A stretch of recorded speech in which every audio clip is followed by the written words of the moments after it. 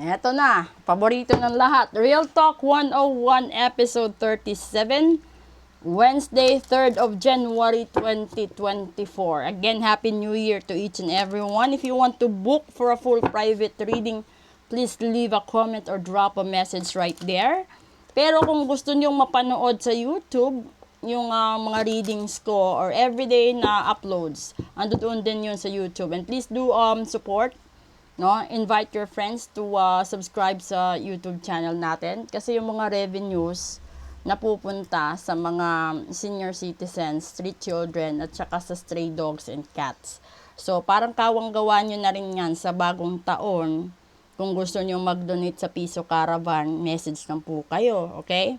Maraming salamat nga pala sa nag-donate last December ng maraming canned goods, nag-donate ng mga GCash nila.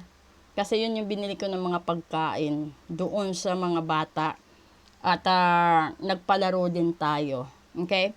So, i-download ko yan sa YouTube. Subukan ko talaga ngayon kasi masyado akong maraming bookings sa mga rituals natin. Lalong-lalo na papasok ang first Friday ng taon kung saan lahat halos ng may barang, may sumpa at may kulam, nagmamadali na makahabol sa bago ang first Friday kasi alam nila na yung iba, posible sila talagang patuluyan at tuldukan ang buhay nila. Okay? Ito na. Topic natin. Innocence, 'di ba? That is the sheep. Napakaganda.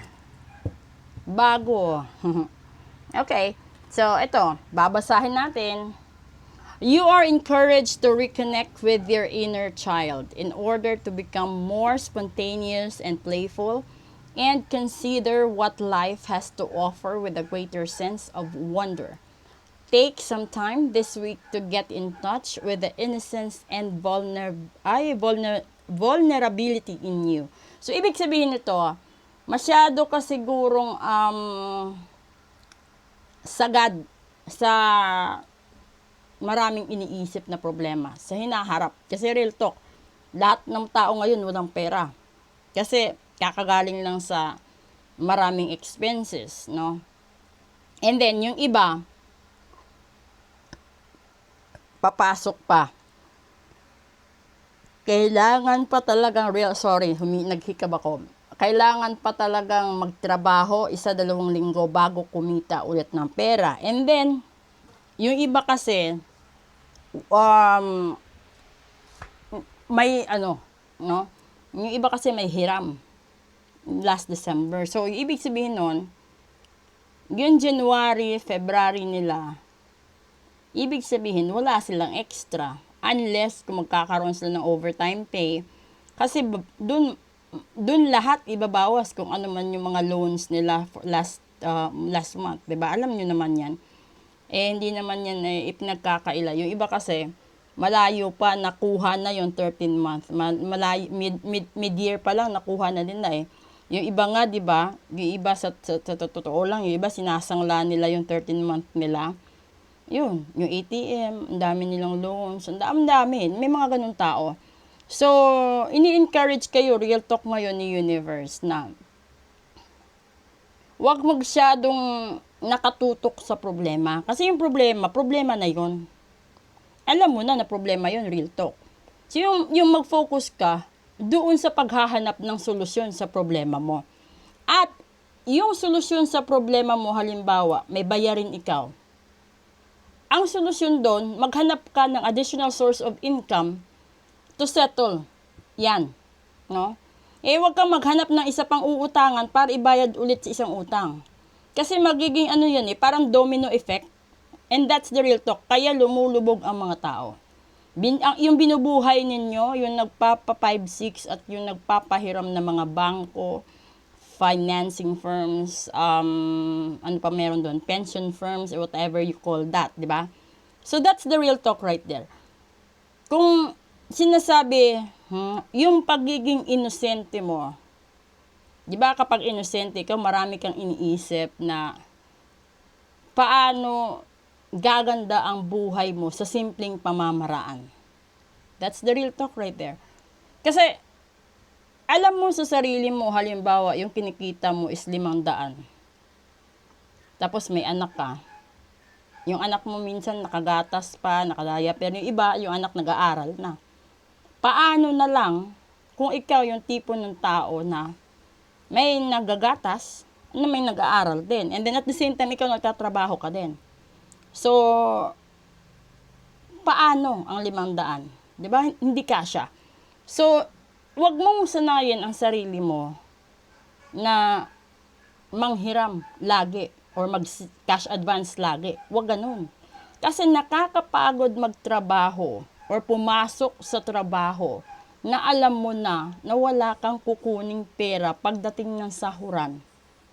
So, kung ikaw yung tipo ng wife, real talk, na housewife, tapos yung husband mo is earning around 500 to 700 a day, and then may mga anak kayo, may bills kayo, no, etc., etc., you have to look for another options, additional sources, para matulungan mo yung husband mo, na hindi magkakaroon ng sacrifices sa pag-aalaga sa bahay, sa mga anak, at sa asawa. Kasi napakaraming asawa na kaya nilang i-manage yung time nila.